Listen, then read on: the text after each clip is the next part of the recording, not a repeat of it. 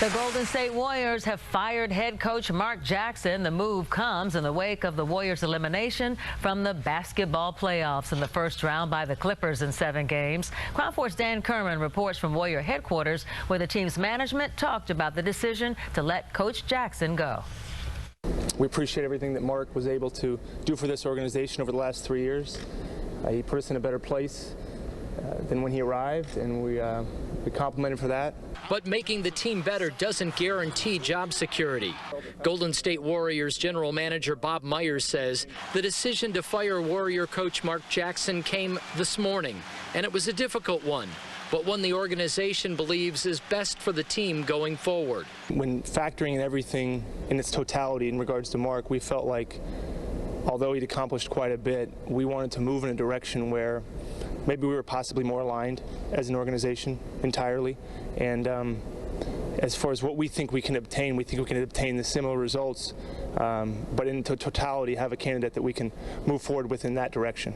Friction between Jackson and the front office has been no secret, yet Myers says it's not just one thing that led to this decision. Still, for fans who saw Jackson take the team to the playoffs not once, but twice, this could be a difficult decision to accept.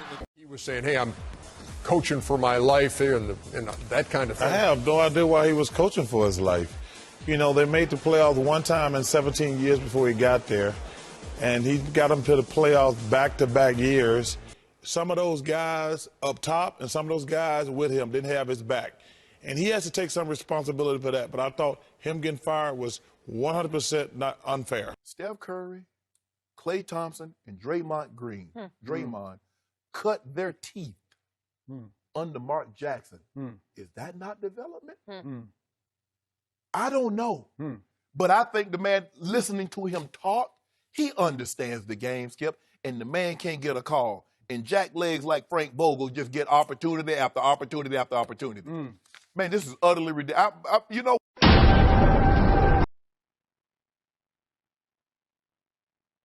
So it's sort of like if you have another coach like fired, like who you gonna bring in? Mark Jackson. That's what I like. And what do you expect him? You know, that's funny. I'm gonna be honest with you. I'll believe it when I see it. I really believe it's something internal going on behind the scenes with Mark Jackson. I believe that it's somewhat of collusion with him in the NBA, because you have to wonder, why the hell hasn't this dude got another chance to coach? Keep in mind, this dude got the Warriors on a winning note. When Don Nelson left, when Don Nelson was removed, he took over and the Warriors started winning. You know, he just couldn't get them over the hump, but, you know, or should I say the ownership group was impatient with him. So you kind of got to wonder, why the hell hasn't this dude got another job? It doesn't make any kind of sense. So it kind of make you wonder, is there some kind of collusion going on with Mark Jackson? I hope he would get a second chance, but me, myself, I'll believe it when I hear from you that he got hired. But I don't think Mark Jackson is going to get another coaching job. I don't know why. Explain to people why. That's the questions that we have to answer. Explain to people the situation. Town, explain to people the situation, because a lot of people try to say Mark Jackson got fired because of his failed success with the team in Oakland, but I thought that was absolute bullshit. I thought that the reason why he got fired was for external reasons, things that happened between him and the owners of that team, not because of the team's performance, because I thought the team was getting better. But that year they lost in 7 games. They lost to a good Clippers team, and Andrew Bogut was hurt. Go ahead, bro. Well, to be honest with you, he had issues with Joseph Latham. I don't know what the issue was. Some people said it was because of his religious beliefs, and some people said it was other stuff. But he had an issue with the ownership, and then he got into it also with some people in the front office. For a year, right? Now, whatever happened to Mark? Because he put that team together, it seems like, and then nobody ever gave him a chance again, which seems weird. We were just talking about that this morning, and I just talked about it earlier about playing a part. But if that's not who you really are, you can't play the part, or you can't play the politics game.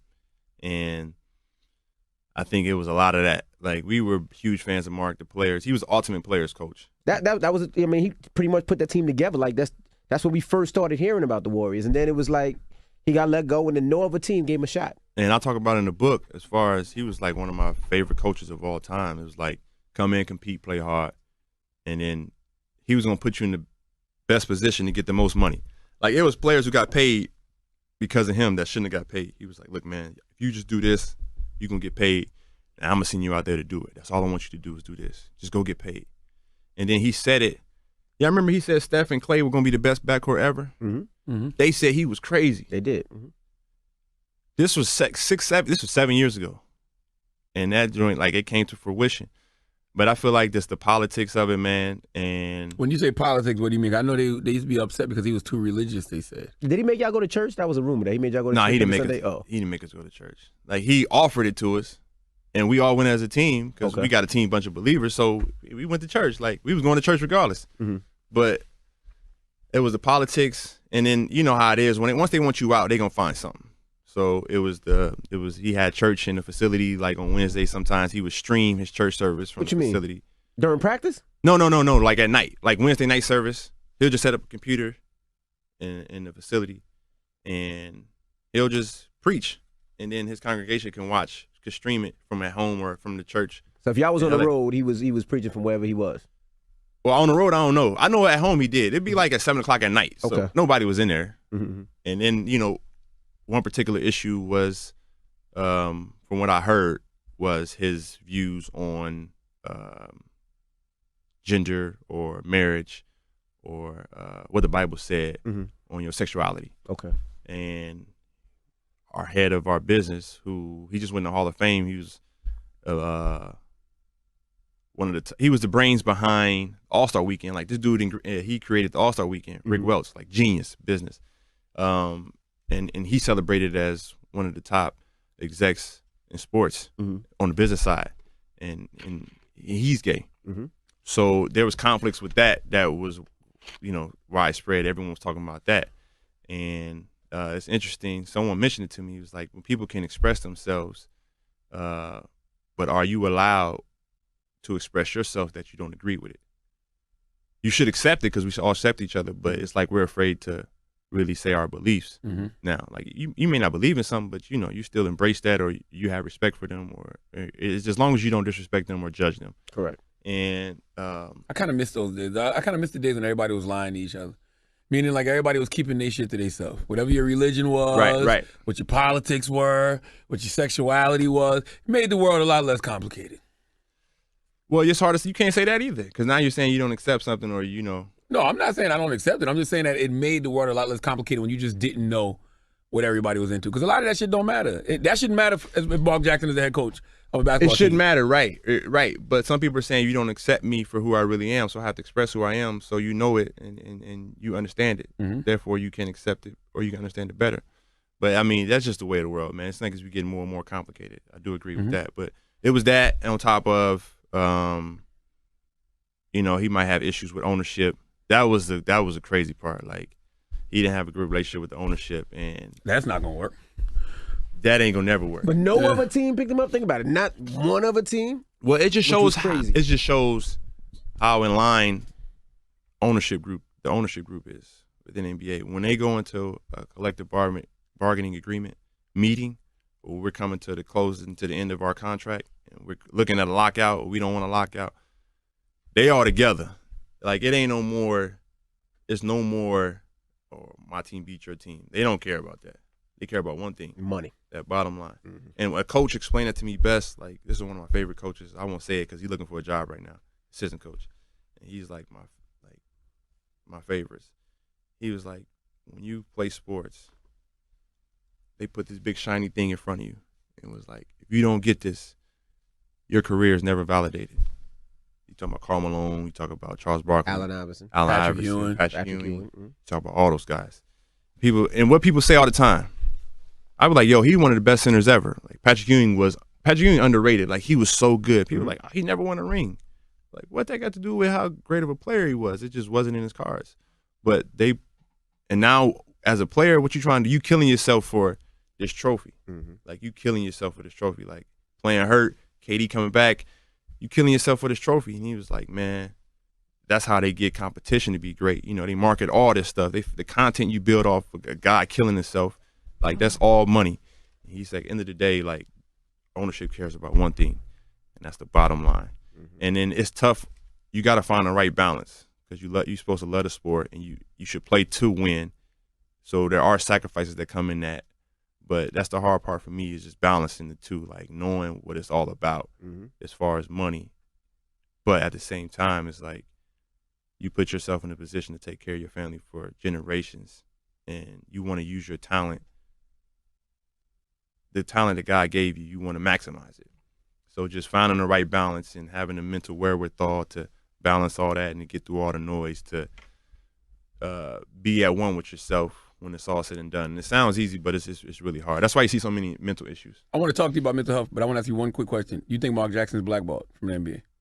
I do, yes. Really? Yes. You gotta be patient. God just told me, I'm sorry, hail in my ear. The Golden State Warriors made the playoff one time in 17 years.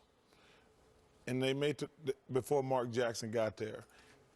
Now they've made it 2 out of the last 3 years. And I actually laugh, Ernie. I do agree with you. Like sometimes you're on these radio shows like, wow. They made the playoff once in 17 years, and they're ready to find guys that got them there the last 2 years. Yeah, I know. First time they've made it back-to-back years since 91. And he's on the hot seat. Yeah, exactly. That's crazy. As I told Mark Jackson preaching in the huddle a moment ago. Let's listen in to what he had to say. I used to sit where you sit. And after all that work, a coach would take me out and bring in somebody to stop, somebody to defend. It was disrespect to me. You earned the right to win the game. You earned the right. All right, let's go get it. Let's go get it.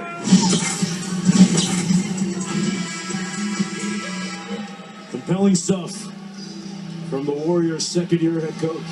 Just finished tough, grueling 7-game series with the Clippers. And within 48 hours, they were moving in a different direction. So, obviously emotionally, we're still in season form and feeling like, Coach Jackson's that guy that's supposed to lead us to where we want to go.